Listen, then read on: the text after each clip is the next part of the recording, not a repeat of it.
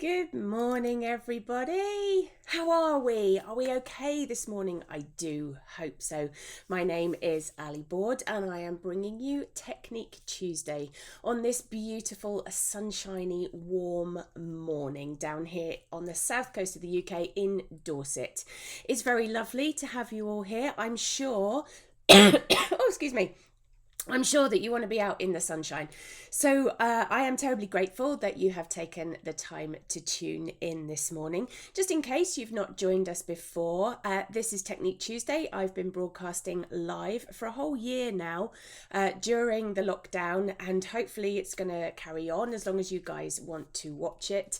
I've been broadcasting live all sorts of things, little tips, tricks, techniques, full-scale projects. But what we've been doing in the last few weeks is we've been slowing the process right down. So rather than me rushing through a project in one session, we've been breaking it up into parts. And so we've been working on a landscape project. I'll tell you more about that in just a second. Now, what I do have to tell you is the fabulous, fabulous news that the last project that we worked on together, which was my daffodil project, I actually auctioned that piece for Marie Curie and sold some cards of the piece and put them all on my website. And I'm very, very pleased to announce that later this week I will be sending Marie Curie a wonderful amount of £225, which is awesome. Thank you so much. Thank you to everybody that bid. Thank you to everybody that purchased cards. The painting is winging its way to the lucky recipient. I've had a long chat with her, and it couldn't be going to a better home. It really couldn't. So thank you very much for your support. Now, this broadcast that I do every Tuesday would be nothing without your support. So let's give a few people in the room a shout out, shall we? Who is here? Kareen, good morning. Linda D. Oh, she's calling it Ali's gang. Good morning. Kathy, good morning. Jackie, Sandy, Anne. Is it not very nice in Caithness? I am sorry about that. It's lovely in Dorset. Sorry. B. Lynn, Joy, Hilary, Jill. We're glad to have you here too, Jill. Thank you for joining us. Julie, Barbara, Rosie. Rosie is also bathing in sunshine in France. What's not to like about that? Anne B, Patricia, Ali D. Who else have we got in the room? Julie, Diane, Denise, good morning. Jilly, Rosemary, it's your birthday and the sun is shining. Happy birthday, Rosemary. It's lovely to have you here. Thank you I feel very honoured that you've joined me on your birthday. Thank you for that. Mary, Pen, Rosemary, lots of people getting cups of coffee ready. Good-o. Anne, Chris, lots of people, Rosemary, wishing you a happy birthday. That's very sweet. Susan, thank you, Rosie, for your good wishes with the auction. Val, good morning. Sylvia, Anne, Joanna, Ruth, Pam and Jeanette. Jeanette said, almost late for class. Go to the back of the room. It's lovely to have you all here. Like I said, it's just a pleasure and an honour to be broadcasting to you this morning. Do keep your comments coming in. My apologies if I missed something. I do promise you that after the broadcasts, I do go back and I try to go through those comments and answer anything that I might have missed. And don't forget that you can watch this on catch up. You may already be watching me on catch up. You may be watching me through my blog post, or you might be watching me on YouTube. Either way, no matter how you're watching or how you're interacting with today's broadcast, you are very, very welcome. Shall I catch you up on what we've been doing? So here is the photograph that I am going to be using as my starting point. This was taken by my beautiful friend, Catherine, and it is of the Camino de Santiago, so the pilgrim route which ends up at the tomb of St. James's in Santiago. It's an ancient pilgrim route, and this is the French part of the route, so this is looking towards the Pyrenees, and it's a very, very beautiful photograph. I hope to do it justice, and what I need to do is just catch you up very, very quickly on what it was that we did last week. Now, if you haven't had a chance to do this yet, don't panic, don't worry. Go back to the blog and read last week's post. The photograph is there for you to download as well, and you'll be able to see what I did and how I did it. So here's the copy of the photograph that we talked about, and there's my kitchen roll. And then this is what we did last week. We drew it out onto watercolour paper.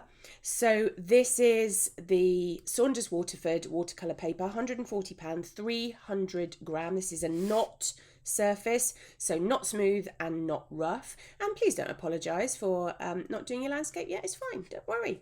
Always there for you to do whenever you feel like it.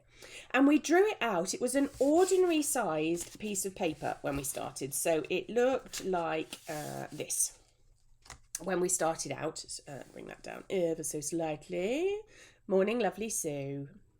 It started it off like this, and we drew it out, and then I suggested that you tear off the top and the bottom so that it ends up like a letterbox format, so that lovely kind of long and thin type of presentation. And I was suggesting that you could do that. You can do whatever you like with this project. This is your project to do whatever you want with, so you don't have to do it like this. I was just kind of getting it to a point where I thought it might be something a little bit different and something a little bit more interesting in its composition. We drew it out. We spent quite a lot of time looking at the mark making and the dot and dash method. We were looking at the sweeping marks that the foreground has made. Anne B is saying that she's decided the crops are either maize or sweet corn. That's fine. That's fine. Lots of people agreeing with her too. You can do whatever you like with that foreground. I haven't decided what I'm going to do with my foreground yet. And I've written more about this on this week's blog post, that I don't ever want anybody to think that I have a painting all planned out from the very start to the very finish, because I don't think it works like that. To me, over planning means over painting. And that's really not what we want at all, is it? We don't want to be over painting this project. So I tend not to over plan it, because then whatever happens on my piece of paper, I can respond to what's happening in front of me. And that's really, really important. Now we've drawn it out, we kind of have our map of where things are going to go. We've still got a few challenges ahead of us, haven't we? Getting that distance in our landscape. We've got that misty bit to battle with. We'll skim over that for the time being. But the first thing we need to decide, and that's what I want to talk about this week, is our colour palette. Okay, now I want to make it abundantly clear that with our colour palette, you don't have to follow the colours that I am going to be using. In fact, don't follow the colours that I'm going to be using. You see, Corrine has been just put, I was thinking about a lavender crop. Yes, Corrine, interpret it how you wish. You don't have to stick to the photograph. You can do whatever you like with it. So I'm going to share with you the colours that I am going to use. But please don't be sitting there thinking, well, I haven't got those colours, so I can't paint it. You interpret it how you see fit, and I will talk you through my process, the reasons behind the colours that I'm going to use, and I'll take you through a little exercise of testing out the colours, and then hopefully that will help you choose yours. Now, these are the colours that I am going to be using. I'll take you through them quickly, and then I'll explain in more detail why I've chosen the colours that I have. You see, people are going through all sorts of things. People are saying that they're thinking about it having sunflowers in the foreground. Sandy is saying that she fancies having poppies in the foreground. All of those things are terribly, terribly valid. Good morning, Mum. You see, people are saying good morning, Mum, even before I've said good morning, Mum. You're so well known. So here's the colours that I'm going to be using. Let me take you through them, and I'll tell you why they're in this format as well in just a second. So this is Raw Sienna Light. We've got Cobalt Blue, Jane's Grey, Cobalt Violet Deep, and green Apatite Genuine. Now, these all happen to be Daniel Smith colours, but you don't have to use Daniel Smith colours. I can't say it enough this morning. The success of your painting is not reliant on you replicating these colours or having these colours but not having Daniel Smith. They are just the ones I have chosen.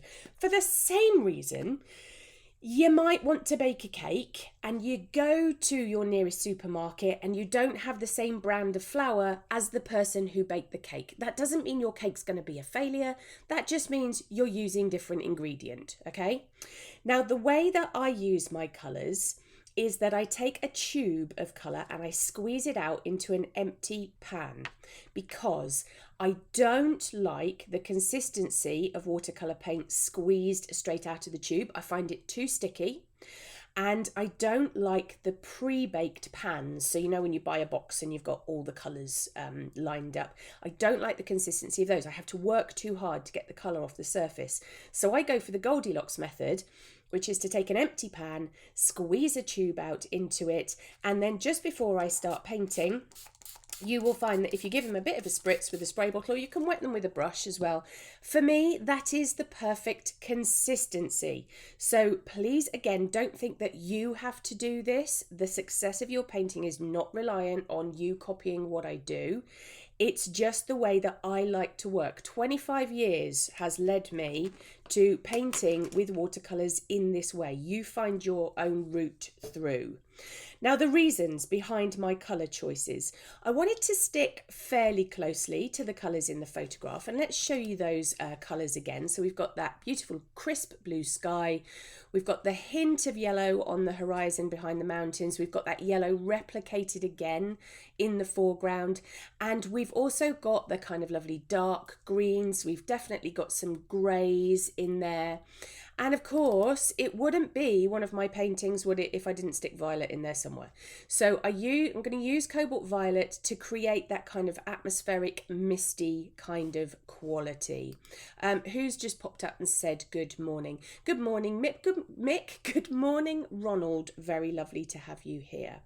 So what I thought I'd do is I'd show you these colours. We'll put little dobs of them onto this scrap of paper that we tore off of the painting, so nothing's wasted. And good morning, Liz. And then I'll show you those colours in close-up cam, and then hopefully if we have time we'll get to putting a little bit of colour down onto our surface, ready for doing a little bit more next week. So what brush am I using? I am using the SAA's Imitation Size 10 brush. These are the brushes that I prefer to use. You might have nylon ones, you might have pure sable ones, whatever it is that gets the colour down. And just out of shot, I've got a lovely big pot of clean, crisp Dorsetshire water ready to go. So here's the Raw Sienna Light. Now, how is it different from Raw Sienna? It's different because it's slightly paler. I'm not a massive fan of yellow. Has to be said, that I don't put yellow a lot in my landscapes, but I couldn't actually resist that lovely backlit colour that is occurring in the photograph and on the grass itself. Why have I gone for Raw Sienna Light? I've gone for Raw Sienna Light because it's not too yellow and it's not too brown. It's a kind of fresh yellow, which I like an awful lot. Morning, Mavis.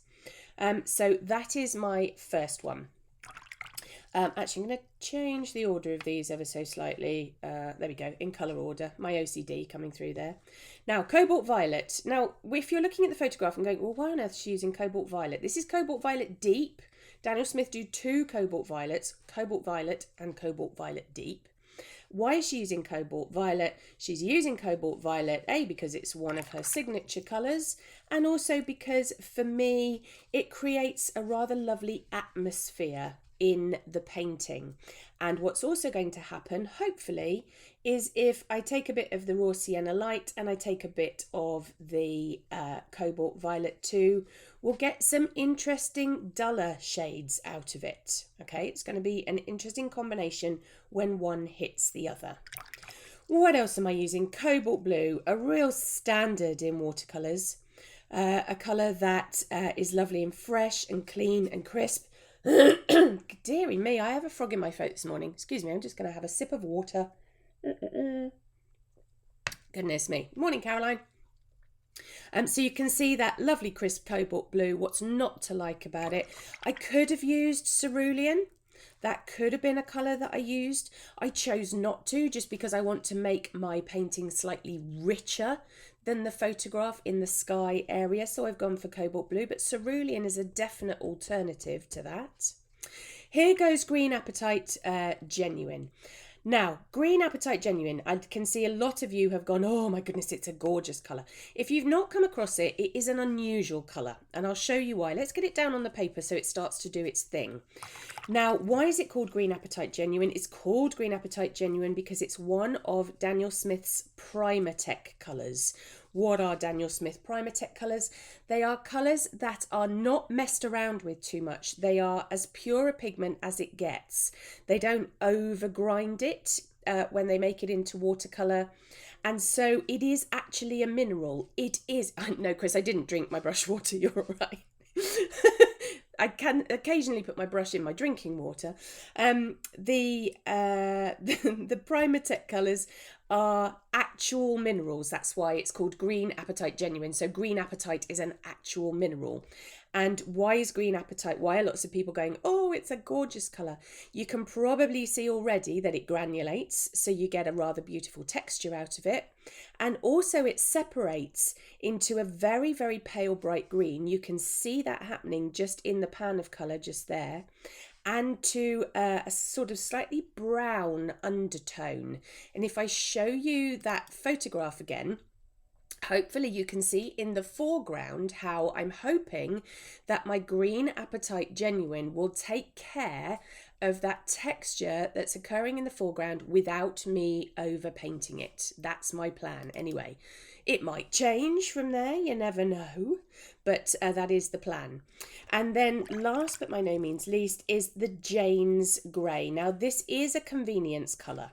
What do I mean by a convenience colour? I mean two pigments already mixed together into a paint that you could probably replicate elsewhere. And so this is burnt sienna and ultramarine pigments mixed together to make Jane's Grey. So this isn't Payne's Grey, this is Jane's Grey. And I particularly like it because it is a convenience colour, I'm not going to lie to you. If you are a bit of a single pigment fiend, then you might want to avoid it and make up your own greys. Yes, Jean, no moon glow. Who thought that was a thing? I just thought we've kind of done a lot of moon glow. So this is me in my top teacher mode, okay? You might have come across Payne's Grey. Payne's Grey is not a colour that I like particularly. I think it's too dull a colour. Jane's Grey are named after the fantastic artist Jane Blundell. This is her kind of recipe for it. I think it's a rather wonderful colour. So I'm hoping that you can see we've got the kind of light, bright yellows coming through the sort of more atmospheric violets and that kind of lovely turquoisey quality of the blue through into our realistic version of greens and greys. So Angie is saying, I've got a version of Jane's Grey mixed up in my palette. Yes, yeah, palette grey. Or as Denise puts it, muck off the palette. So those are the colours. I'm hoping as well, if we do another little run of them here and I get one to run into the other, you'll see how we can get some interesting combinations occur as well. So let me run through these nice and quickly, loading up my brush. You will probably notice as well that I don't tend to mix in a palette. I allow the colours to mix on the paper. It's just the way I like to work. I find that my palette is a procrastination tool. So in other words, I mix far too much on a palette if I have one, and I don't actually crack on with the nature of painting. Now, a couple of questions coming. Janet is asking, would Matthew Palmer's natural grey work? Janet, do you know what? I couldn't honestly tell you if it will work or not, but if you start in this way by testing your colours out on a piece of paper and comparing them to the photograph or to your idea of how you would like the colours to work, then that's as good a test as any. Diane is saying she really loves Payne's Grey. Yes, this is horses for courses, isn't it? This is just one artist putting across her version of why she does or doesn't like something. So would you like to see these colours in good old close-up cam? I am sure you would. Let's get that sorted so that you can see them. So it's a little bit duller in close-up cam because we are in extreme close-up, but there's that raw sienna light. And there it is. You can see it a little bit fresher as it's wet on the paper. Going into the cobalt violet deep, you can see how beautifully it granulates on there. Let's show you it on its own up on the other sample. You can see you've got some lovely granulation going on in there. Isn't that just delightful? Then you've got good old cobalt blue, looking a little bit fresher down here because it's still wet. Up here it's dried off a bit, but you can see what I mean about the freshness of it. It's very crisp, very clean, very bright blue. It is one of my favourites. Down here, look at that green Appetite Genuine. What's not to like about that? Now, is Valerie asking me a question? What would be a combination alternative to green Appetite Genuine? If you've got some greens, Val, in your palette, then try them out. Test them, mixing them with other things. If you've got one that granulates, that would be good. But just give them a try. See what's happening in front of you on your piece of paper. Now, let's take you to the green Appetite that has already dried. Let's get that into focus. That would be even better, wouldn't it? Can you see you've got that kind of fleck of colour coming through underneath, that slightly duller, browner version? Can you see why I have chosen that as one of my colours? Yeah, Janet, you can't beat a bit of granulation, can you? What's not to like about that? Okay, so there we have that beautiful green Appetite Genuine. And then over, last but by no means least, over to the Jane's Grey. It does have that sort of lilac-y undertone to it, which I do like. You can see on the Saunders Waterford paper that it's coming through rather beautifully. And here it is down here. Look where that green Appetite has run into that Jane's Grey. Isn't that delicious? What's not to like about that? So I'm hoping that those close-up colours have given you a little bit more of an insight into what they do and why I have chosen them. So you can keep that. I mean, what would be a very good idea would be if you did this in something more permanent. So do it in a little kind of watercolour sketchbook or something that you can keep to remind yourself. Make notes on it. Don't do what I do, which is to leave it not annotated. Write on it. Put green app gen on your little colour chart. And then keep that so that if you come across a similar landscape, rather than having to go through the process of choosing your colours all over again, it means that you've got that bit of information there ready to go, unless you're a paint geek like me and can remember it. So there we go.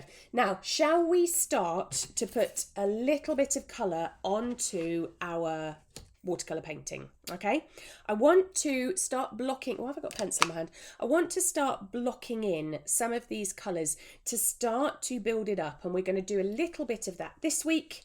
And then we'll push it on a bit further next week. And so what I'm going to do is I'm going to start with the raw sienna light and the cobalt violet. And weirdly, I'm going to do this. Okay, I'm going to turn my landscape upside down. Why on earth am I doing that? I'm doing that because I want to put a nice yellow glow into the background of my sky. And rather than trying to paint it upside down like this and cross my arm in front of it, which is never any good for broadcasting, I'm going to push it upside down, push it up to the top of my page, and then I'm going to work underneath it so I can let the colour run this way. And what we're going to do is we're going to put the raw sienna light on here and a little bit of the cobalt violet, and then we're going to let those dry so that next week, when we come to putting more colour on and starting to build it up, the blue that we put on isn't going to interfere with that yellow and make green. So shall we get started? Right, number 10 brush at the ready, kitchen roll at the ready. And what I'm going to do is I'm going to put a little bit of water at the bottom of my piece of paper, which of course, just to confuse you, is the top of my sky. So what does that do? What does that band of water do? That provides you with a bit of a safety net. It means that my colour can run into it, and it means I've got a little bit of time so that I don't get a hard edge.